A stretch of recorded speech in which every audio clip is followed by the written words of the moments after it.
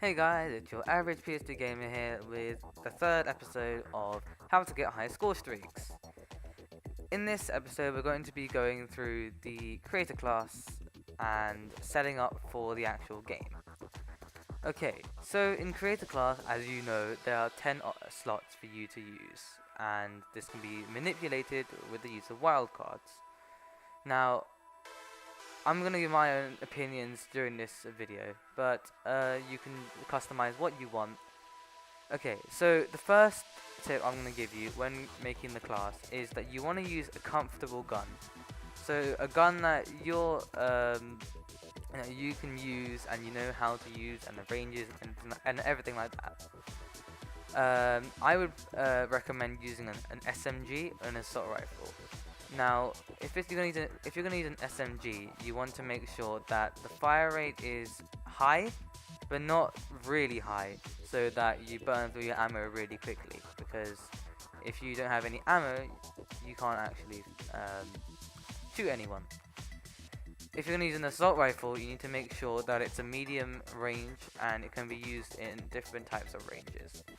Now, the next tip I can give you, I think this is quite a big one, is to use the silencer or suppressor.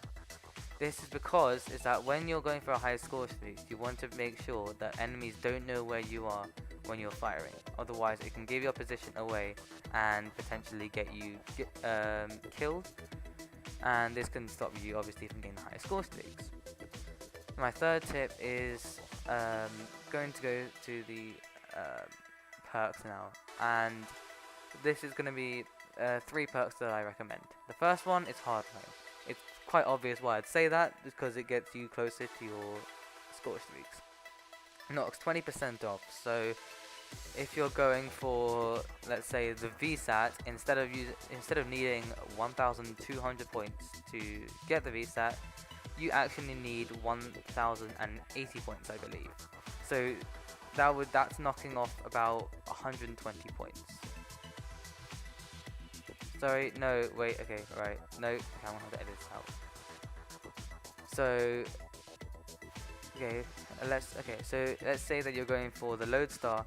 Instead of needing 1,500 points, you're actually going to be needing 1,200 points. Instead of 15 kills in a TDM match, you're actually going to need 12 kills, which helps a lot. The next tip that I'm going to give is to use Scavenger. Now, this is another very big thing. Using Scavenger allows you to pick up ammo, refill tacticals, and refill lethals. So if you are running lethals or tacticals, make sure you stick on. If you're running Scavenger, you want to make sure that you're running maybe a lethal and tactical, just because you can continuously use them while you're going through a streak. The third tip that I'd definitely recommend is it's quite a big one, and it's used by a lot of people who try to go for the high score streaks, and that is toughness. And toughness basically means that when you're firing an enemy, your gun kicks less, so it means that your firing is more accurate. This is good because you want to make sure that you're on target, and even if you're in a bad position, it still gives you a bit of hope. Okay.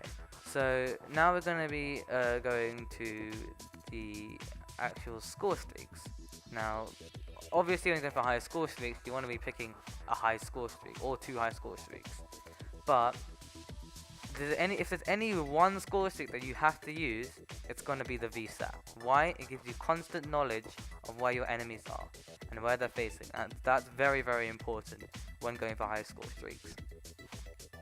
The next one is going to be the C4, and I don't know, the concussion or flashbang or EMP, one of those 3. I'd probably recommend the EMP. Why? C4 helps you to clear out areas before you rush into them, and that helps quite a lot. Also the fact that it does count towards your score streak and it gets you the regular points, so that's always helpful. It's especially useful when throwing it on objectives, because it can get you quite a few kills.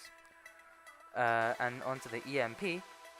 When you're using the EMP, you can take out score streaks from a distance. You can EMP other players so they lose electronics for approximately 4 to 5 seconds, which can always help when they're on the gunfight, especially if they're using the red dot, because that just means they're firing with a piece of plastic, glass, whatever it is. And if you're using the red dot sight or reflex sight, and it helps a lot. Okay. Now, the next tip I'm going to give you is probably not one that you've heard of before, but from my personal experience, it helps a lot.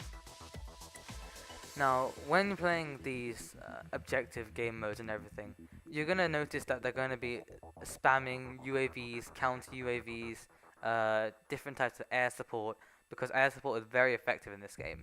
Now, they've changed it so now you can't take out a lot of things with guns, sorry, with knifing now. So there's only one other option. You could either use the black hat. The problem is that the black hat requires an extra. The black hat is kind of useful, but it's only useful if you're using something like engineer with it, because then you know where everything is. But what I'd recommend is running the FHJ. Now, the reason I recommend the FHJ is because when you shoot down aircraft, it gets you surprisingly, it gets you kind of a lot of points. Not only XP, but it actually gets you in-game points as well. So if you shoot down a UAV, you get 75 points. Now that's nearly a kill.